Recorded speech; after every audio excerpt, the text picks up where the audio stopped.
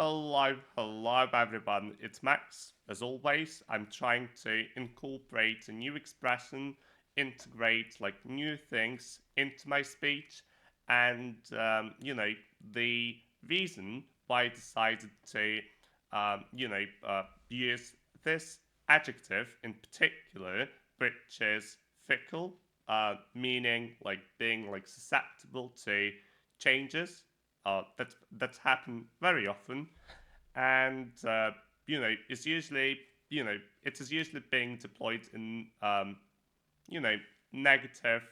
What would you say, like when we kind of like express something negative, right? Like the weather is so fickle, meaning like we don't like it. So it's one of the speaking cards that I created probably around a year ago. We will see how it's gonna pan out. Fingers crossed, touch wood. Everything is gonna be all right. So, with fame being so notoriously fickle and transient nowadays, is there a way to make it sustainable? I mean, you can capitalize on different trends and things of that nature, but I do believe that fame is quite fleeting, if you know what I mean. So, the fact that this is so fickle, right, like and transient, in general, right? Especially with the advent of the internet and social media, I guess it became even more like pronounced and prominent because like previously, the number of channels of communication wasn't as overwhelming. Do you know what I mean? Like, you know, I mean, in my childhood, I remember like we had like a set number of channels that we could watch that we could watch on a daily basis, and these days it's actually like conversely quite the opposite, right? Like the number of different like means of communication available to content creators, marketers is virtually unlimited, right? Like there are platforms like YouTube, Instagram, TikTok, and I mean, literally everyone can gain like traction and drum up interest to their work. There is just an overabundance of different options available to everybody.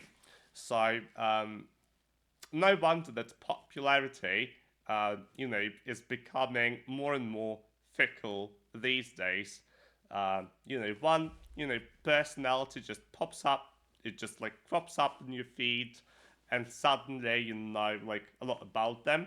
And next thing you know, they just fall by the wayside and are being phased out with someone else, right? Like so we just like oftentimes just ditch them almost unbeknownst to you, right? Like it's just like the algorithm doesn't prop up, this, the content that they create, and yeah, like I mean, 1 year later, you just like suddenly recall that you used to watch this person's videos, and that's it.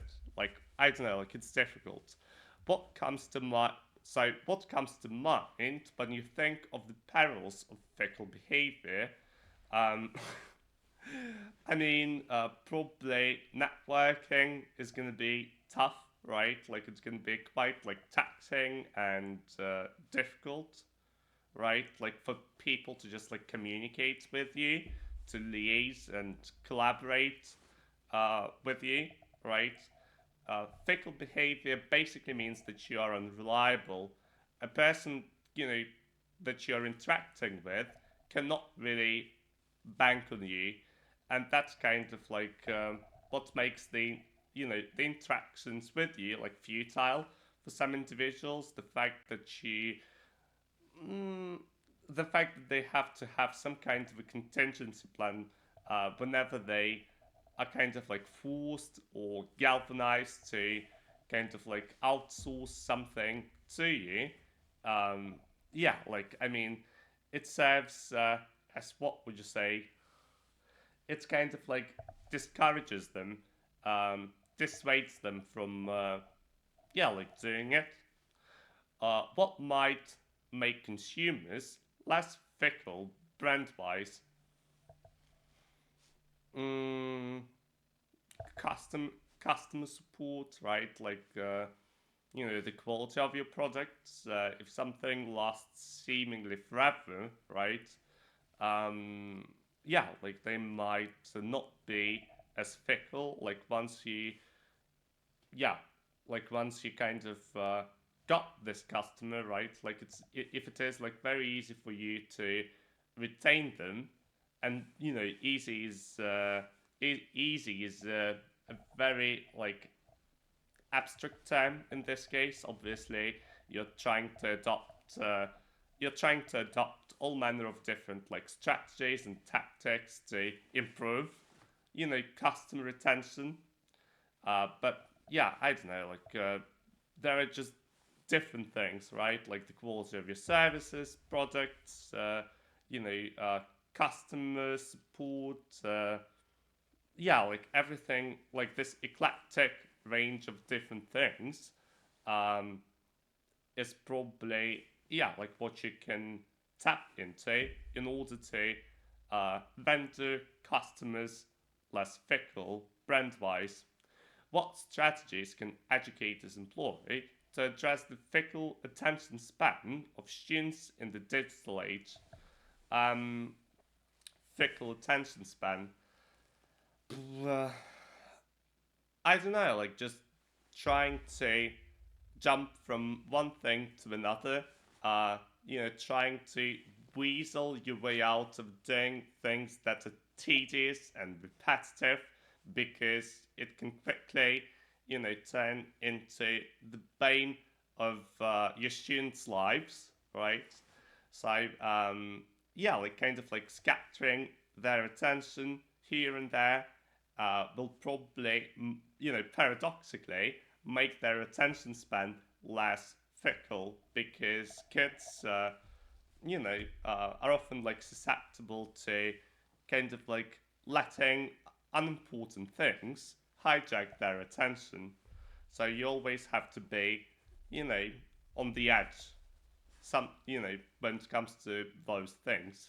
Have you ever had a fickle friend or acquaintance? Uh, Back when I was a kid, I guess I used to. But, as an adult, I don't think, I can give a person who I'm friends with, such a huge leeway that they can be deemed fickle. Do you know what I mean? So, yeah, like that's basically it. Thanks for watching. Like and subscribe, everyone. Uh, I'm probably going to be on to, recording another video soon enough.